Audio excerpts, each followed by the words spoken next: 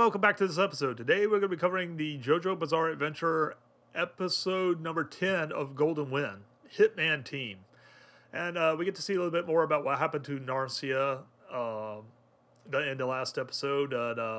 He's been slowly shrinking due to the effect from the wound from Little Feet.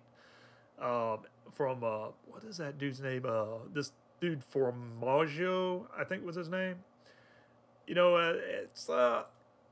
I don't know. I kind of like the fact that they explained that why his clothes weren't shrinking, because I was kind of wondering that in the last episode, but it finally was revealed. As long as you're it's almost like the Ant-Man effect. As long as it's around you or contained on you, if like you throw a shoe off, then that shoe like stays at normal size. But like if you keep it on you, whatever's on you like slowly starts shrinking with you. Which means like if he was holding a phone, the phone would shrink down with him or whatnot. Anyway, I love the look on his face. Like I love the guy, you know, the villain, when even the villain's like, my God, are you so stupid? You cannot realize that you're shrinking, because like he's in unbelief. Like I'm with him. Like, how did you not realize you were shrinking? Like he's almost got this dumbfounded, like, what? I got the most stupid, like, you know, like it was funny. I love that part. And once again, I reveal a little bit, you know, while they're all waiting, and, you know, they finally realize that something's on the rest of the gang, that, what's her name? Trish. We realize that Trish is, I hate to say it, I like the fact that they've added a female to the show, and that she's a beautiful, you know, female, and obviously at some point we're going to find out some more about her. I just hate the fact that right now they're kind of presenting her as a bitch. I mean, she's almost like a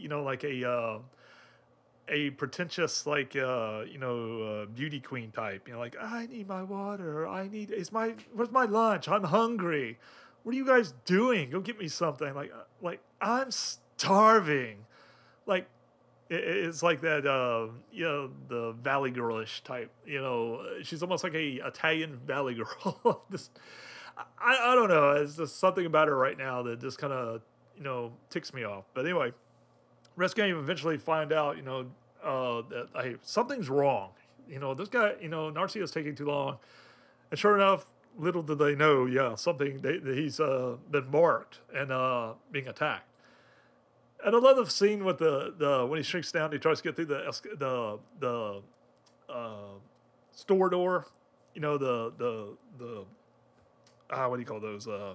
What do you call those? Like the mechanical glass doors, you know, the open and closed doors. He gets stuck in them.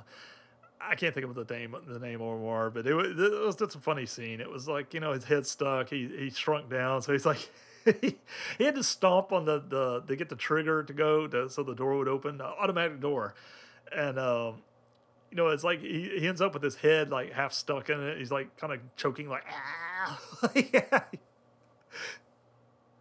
I'm sorry. There's just something really hilarious about that scene. It's just, I enjoyed that.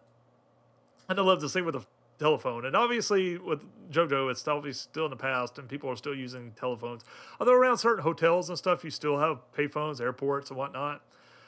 But it's rare these days to see those. But I did like the fact that they still showed an actual telephone. Anyway, he's trying to figure out how to get coins. I love the way he comes up with that idea to get coins. And he's fixing them at the call, and the guy's like sitting there like, wow, this guy actually might be smart, you know? Like, he's actually like, as he's doing stuff, like he's like almost kind of grading him, like, wow, like, I thought you was a complete idiot, but wow, you actually impressed me with that. Like, that was pretty funny. And eventually, as it turns out, he's actually smarter than what the guy thinks, because he actually figures out, thanks to his stand, Aerosmith, that sure enough, he is on his person, and he eventually is just sitting there holding him like a toy. I thought that was pretty cool. He's just sitting there like manhandling him like he's a giant now. Well, eventually the guy figures out, you know, he tries to get away from him, and as it turns out, we slowly figure out that Aerosmith is sure enough following him. This guy figured it out. Forgot his name. Formaggio. And sure enough, he's chasing him around, and then we get to see a little bit of a flashback between him and his gang, and we get a little bit, to see about the group that is now pursuing Trish, and they are they're kind of a badass group, and you get to see the scene which is hilarious, but it's not really funny, but it's I don't know, there's just something hilarious about it. He shrinks the car down and puts a car in the guy's drink. And the guy actually swallows it, and he waits till he goes outside, and like literally him and his wife are outside walking, and it's like, boom! The car literally expands in him, so he literally is blown up by a car. And there's like this, and what's even funnier is the car kind of leaps up in the air, and before the woman can react, like she's witnessing her husband explode and like what's left of his body, the car comes down and splatters her. That was just classic, JoJo. I love stuff like that in JoJo. It's just that over the top, violent, cool scenes like that. I mean, not that that's cool, but it's something that really don't. You won't see like other shrinking characters do stuff like that. Like Ant-Man, you're not gonna see Ant-Man like shrink a car and like blow somebody up.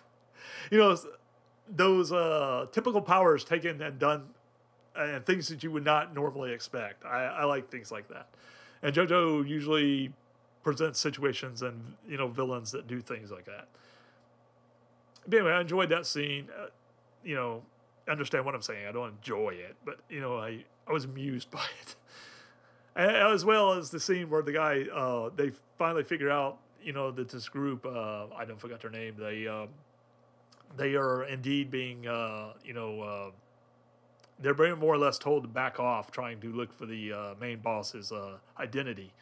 And they send pieces of the two of their crew members, and I love the way they eventually figure out, like, we get all these like frames, and like, oh wait, let's put them together. Oh, it's bodies. That was hilarious. Not hilarious, but it was just like I said, the fact that how the originality of it, like, oh, they pieces of our friend to us day by day. Well, eventually, sure enough, he figured out that that he eventually figures out that Aerosmith is the stand Aerosmith is following, because he couldn't figure out like how does he keep knowing where I'm at. He figures out it's from his breathing, so he tries to blend in with the rats and whatnot. Holds his breath, blends in with the rats. Well, eventually, Narancia figures out where he's at. He's the biggest rat. He's the rat that he's on is like breathing heavily, so it's like the biggest blob. So he goes to that and shoots it, but ultimately it's too late because Narancia has shrunk way too small that even though he shot him up, they're like BB like sized, like he's more or less just he's wounded him, but they're not going to kill him. He's just more or less like like put a few holes in him, minute little hole. He has not injured him to a point that he could die. So the episode ends with him finally with this stunned look on his face, like, I've shrunk too far down. I cannot do any damage to him, and that's more or less how the episode ends. I enjoyed that. I gotta say, I really have been. I've mentioned this before, but JoJo. I wasn't that thrilled with it when it first started, but as I slowly kind of picked up speed, learned a little bit more about the characters. I'm really enjoying this so far. So I'm looking forward to the next episode, and that's all for this episode. A little recap of the episode 10. I'm looking forward to episode 11. Anyway, please remember to subscribe and like these episodes. I'll catch you next time. See you later.